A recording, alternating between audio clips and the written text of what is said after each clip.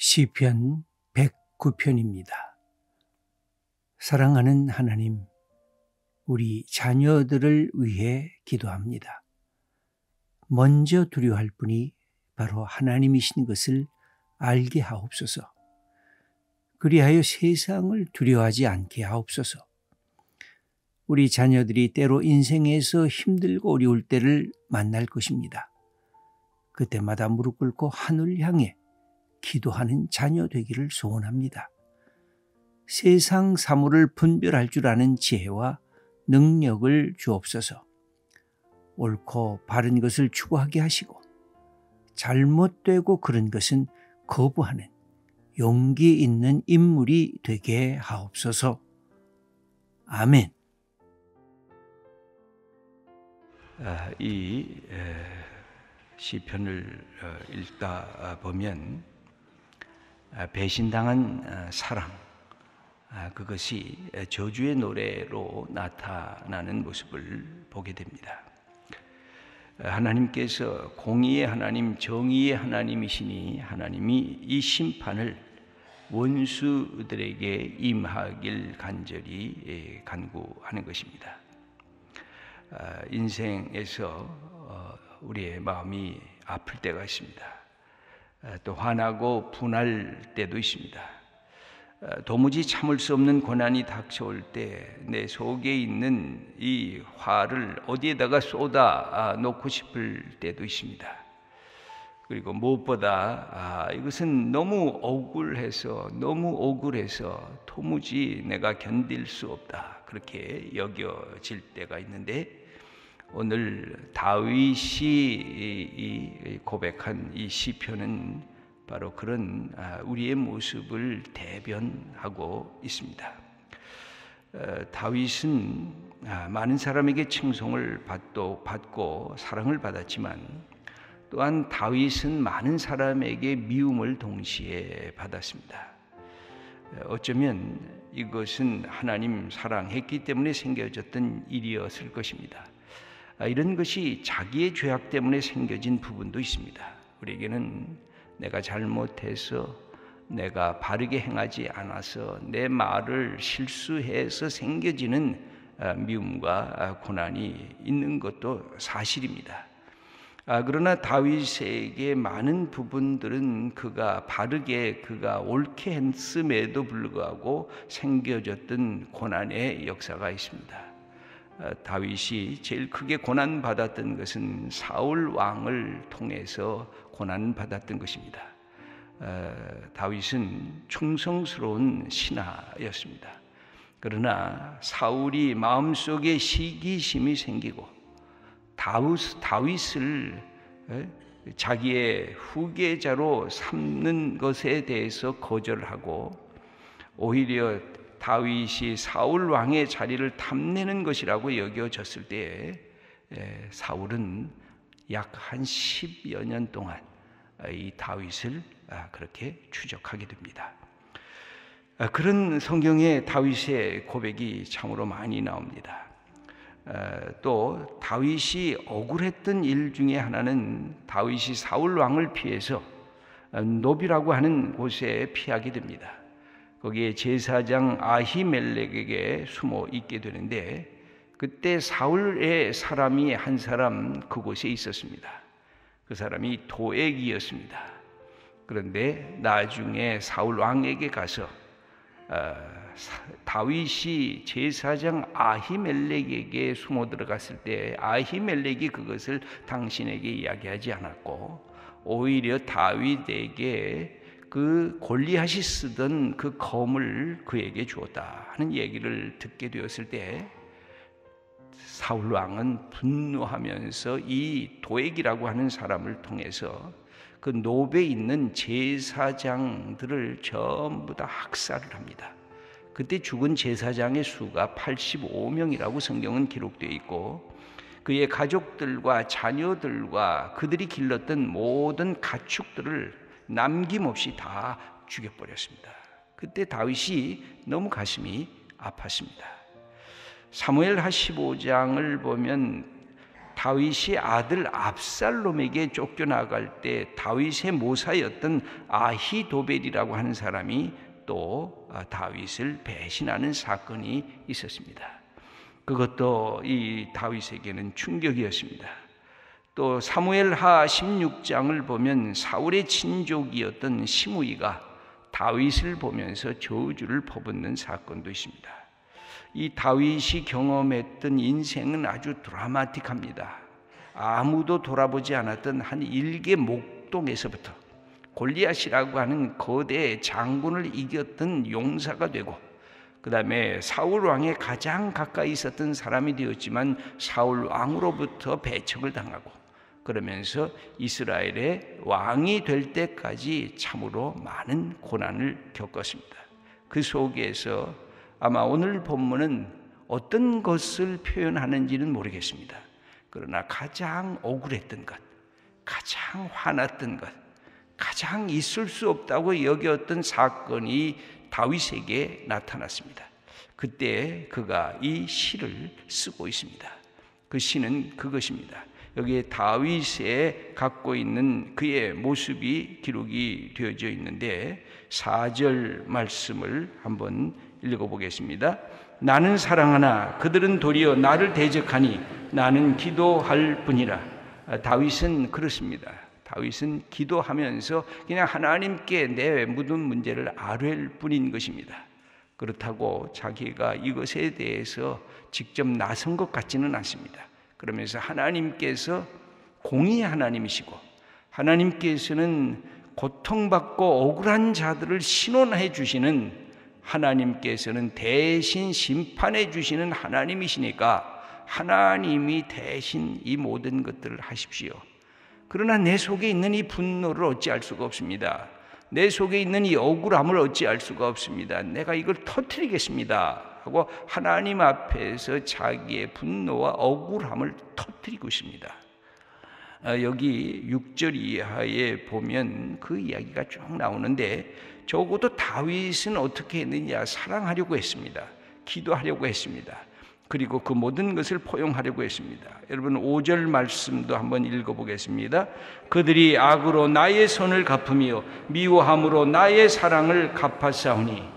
다윗이 하려고 했던 것은 기도였고 사랑이었지만 이 모든 것들은 다 역으로 다윗에게로 돌아왔습니다. 그때 다윗은 너무너무나 억울했습니다. 그래서 이 억울한 것을 터뜨립니다. 여러분, 우리의 삶에서 억울했던 기억들이 있을 것입니다. 아니 지금도 억울한 심정이 그냥 생각하면 억울해서, 어떤 사람은 그래요. 남편 생각하면 너무 억울하다고, 또 부모님 생각하면 너무 억울하다고, 때로는 자녀 생각하면 억울하다고, 또 친구 생각하면 억울하다고. 여러분, 이 억울한 것은 어디에서 생기냐면 가까운 사람에게서 생겨요. 저 멀리 아프리카에서 어떤 일이 일어났는데 내가 억울하다, 이런 사람은 없거든요.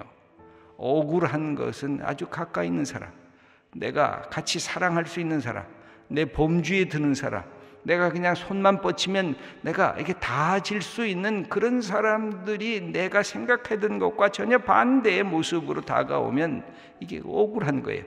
내가 어떻게 했는데, 내가 너를 어떻게 키웠는데, 내가 당신에게 어떻게 내가 수고하고 당신을 내가 섬겨줬는데, 내가 어떻게 이 모든 것들을 했는데 이게 도대체 뭐냐라고 하는 이 억울함이 다가오는 것을 우리가 깨닫게 되는데, 이런 점에서 보면 이 다윗의 가장 가까이 있는 사람이에요. 여기 누구라고 지적은 안 하고 있어요.